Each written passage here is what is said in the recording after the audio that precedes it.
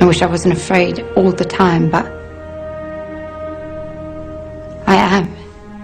I know this world is screwed up, believe me, I know it better than most. Which is why I wanted to ask if there's anything I can do to help make it right. Please let me know. If you wish.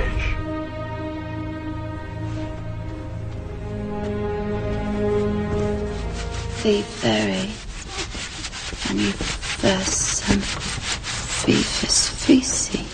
By the power of truth, I, while living, have conquered the universe. Personal motto? From Faust. That's about trying to cheat the devil, isn't it? It is. And speaking of the devil, I was wondering if your offer to help was still standing.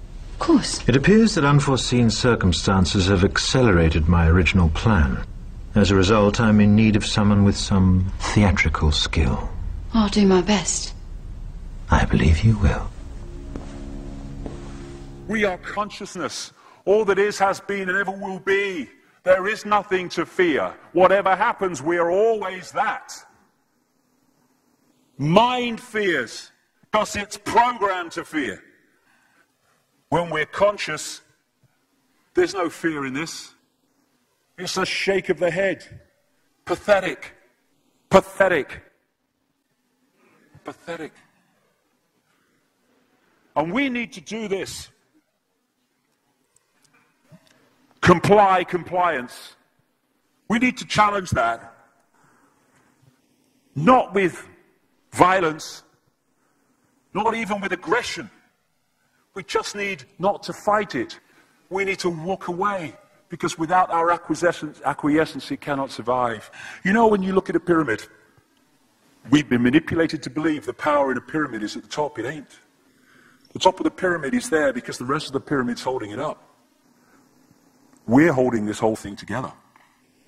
There's this story I told many years ago of a British comedian called Larry Grayson, who died. I kind of knew him vaguely, and not closely, but vaguely. I went to his memorial service in Covent Garden, and this other comedian did this tribute to his life in which he read out this story that Larry Grayson had told him. When they were going around the variety halls and the theatres in the 60s, they had this all-male show. And Larry Grayson was the only woman in it because he's dressed up as a woman. And he said that the end of the show, the last scene, all the sailors, all the men came on dressed as sailors, and they were singing Rule Britannia. You know, Rule Britannia, Britannia rules the waves. Oh, I'm very pleased for you. Okay? And as it built up, Larry Grayson would come on dressed as Britannia with the helmet and the shield, and he would be manhandled up the side of this pyramid to the top for the big finish. And he said one night, he said things seemed to be going rather well. He said, and then I noticed that a sailor in the bottom left-hand corner had got rather a cough. And this cough got worse and worse and worse to the point where the sailor couldn't stay in the pyramid anymore and stepped out of it. Larry Grayson, symbolic of this elite at the peak of the pyramid, ended up in the second row. And the elite, the power center, had done nothing to bring about this. One sailor, the bottom of the pyramid, had got a cough. And the whole thing collapsed. And I listened to that and I thought, my God, yes, that's it. We, the powerless people, are holding the powerful people up there, and they know that. They're terrified of us realizing that. Do you remember that movie, animated movie, A Bug's Life? A Bug's Life with the grasshoppers? And what happened was, there was these ants, an ant island as they called it, and these grasshoppers used to come every year and take all the food, and the ants had to spend a whole year gathering the food together for the grasshoppers because they were terrified of the grasshoppers. And there weren't many of these grasshoppers, and one day they're in their winter quarters in a tree, these grasshoppers, and they've got all the food they need, and someone suggested among the rank and file grasshoppers that they didn't need to go to Ant Island this year because they had all the food they needed.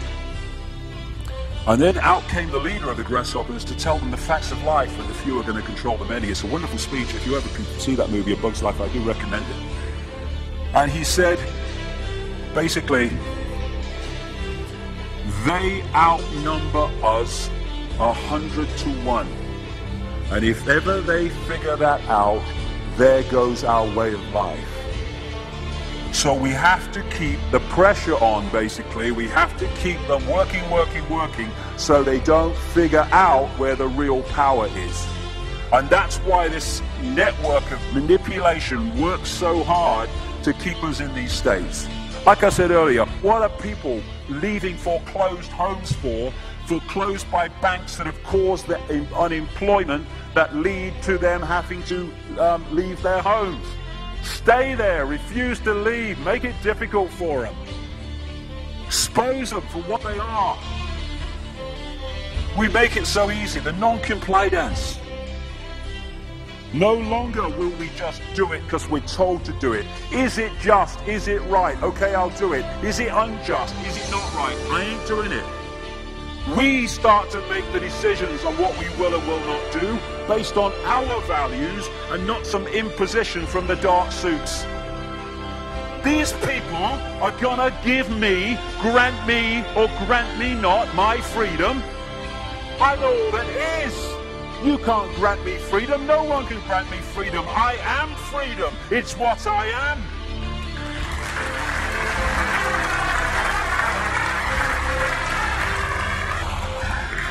The big question, what would consciousness do? What would consciousness do in this situation? And when we ask that question, it really just changed the way we see the world. Not what would I do, mine, frightened. What would consciousness do? You know, this is a great line. If it's not right, don't do it. If it's not true, don't say it. And what would transform this world overnight is if we started doing what we knew to be right in the situations we face, instead of what we think is right for us in the moment. Not what are the consequences for me, or what's the best thing for me, how do I get the best deal out of this? What is right? What is just in this situation? If we started making decisions based on that, the world would transform overnight. These are very simple things. If we want a world of peace, then we need to be peaceful. We don't need to fight for it. We just need to be peaceful, and we'll bring that about.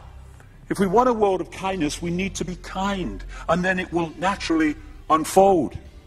We don't fight for kindness.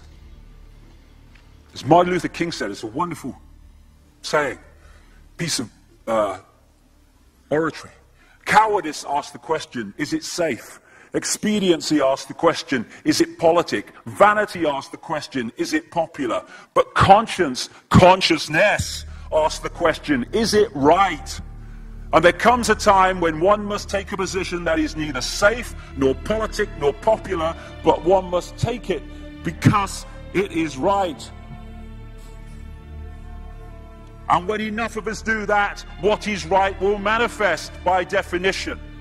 And we're in this position now where this vibrational change, this energetic change is taking place, where we can start cracking these eggshells, where we can start becoming the full magnitude of who we are, where we can be consciousness in the now, using mind to experience this reality instead of being governed by it, turning the key to let consciousness in. We're being offered this opportunity now. No longer can we say we didn't realize who we are, we didn't know we could do that. I was kind of waking up one day, and I saw this earth imprisoned, and I saw this big lock and a key going in and being turned. I went on the internet just very shortly afterwards. I was looking for a picture, not this one, and that's what I saw. The picture I'd just seen in my half kind of sleep. And that's what we're being offered the chance to do now, to turn the master key called becoming conscious that will bring an end to this. It's being given to us, we just need to take it. And to take it, we need to say enough. Enough of being enslaved by these people, enough of being enslaved by our manipulated ignorance, enough of being enslaved by the fear of being who we are.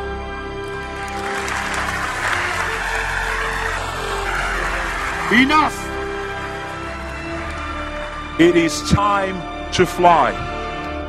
It is time to fly. Thank you very much.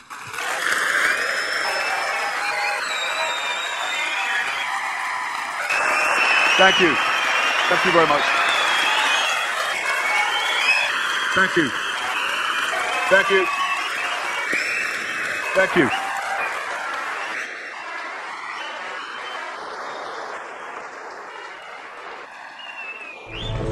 Enemy is approaching fast, requesting orders. General, what should we do? There's no response from command, or from party leader Creedy.